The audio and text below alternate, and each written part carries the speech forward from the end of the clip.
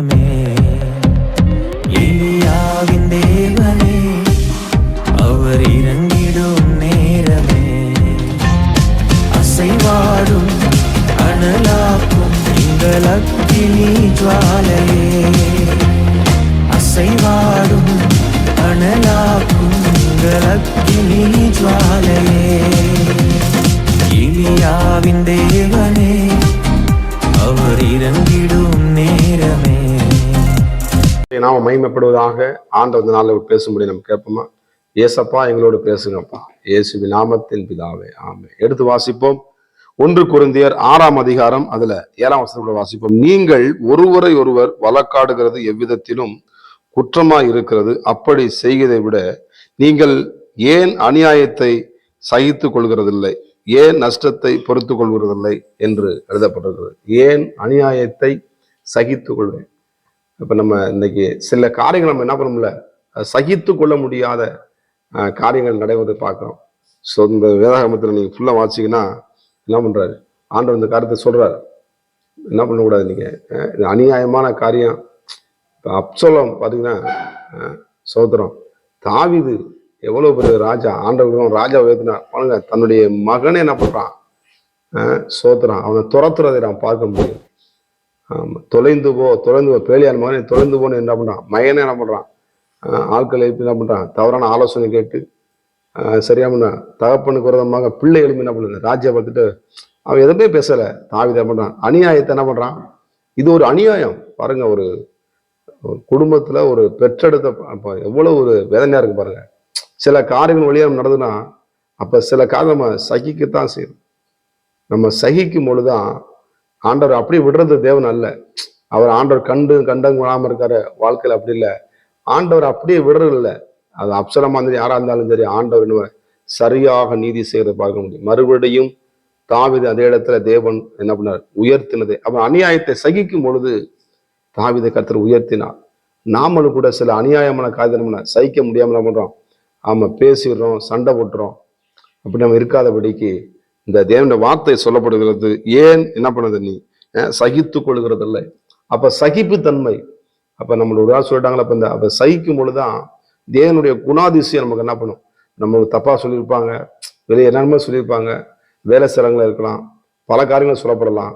ஆனால் நம்ம சகித்து கொள்ளும் பொழுது கர்த்தருடைய திவ்ய சுபாவத்தை நாம் பெற்றுக்கொள்கிறோம். ஆண்டவராக இயேசு இந்த பூமிக்கு வரப்போகிறார்.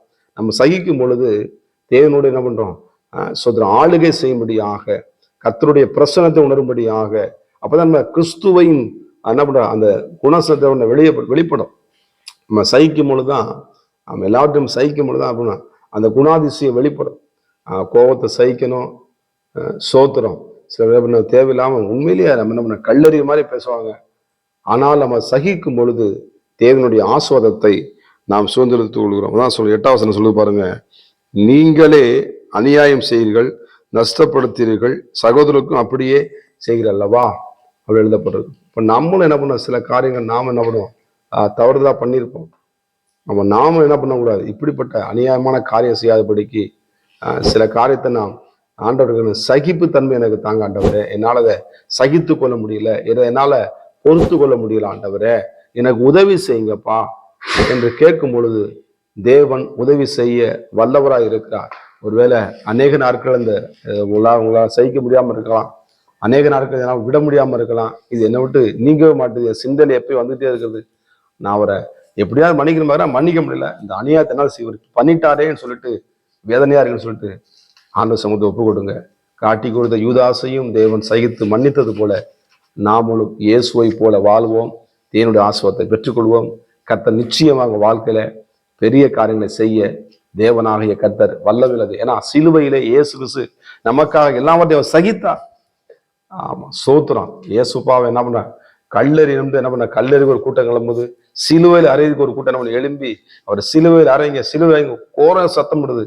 சத்தம் விடுற கூட்டம் பார்த்தீங்கன்னா தேவனாலே நன்மையை பெற்றவங்க, தேவனுடைய ஆசீர்வாதத்தை பெற்றவங்க. ஆமா, கர்த்தருக்கு ஸ்தோத்திரம். ஆனால் என்ன பண்றாங்க, ஆண்டவர் சகித்தார், சிலுவை மரணத்தை வெற்றி சிறந்தார், மரித்த முன்னாள் உயிரோடு இருந்து உயிரோடு இருக்கிறார். ஆண்டவர் எல்லாம் சகித்து பிதான் வலது பட்சத்தை வீற்றிருக்கிறார். அந்த சர்வவல்லமையுள்ள தேவனுடைய இயேசு என்ற நாமம் இருக்கிறது.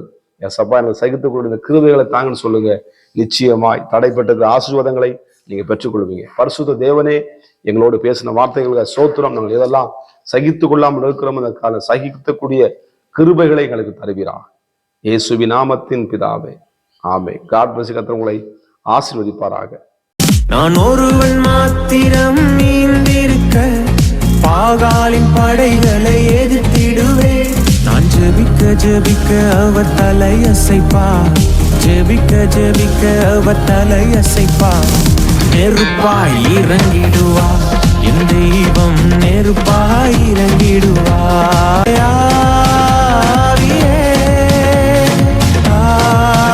ஆவியே, அசைவாடும் அனலாக்கும் எங்கள் அக்கினி ஜுவாலையே, அசைவாடும் அனலாக்கும் எங்கள் அக்கினி ஜுவாலையே.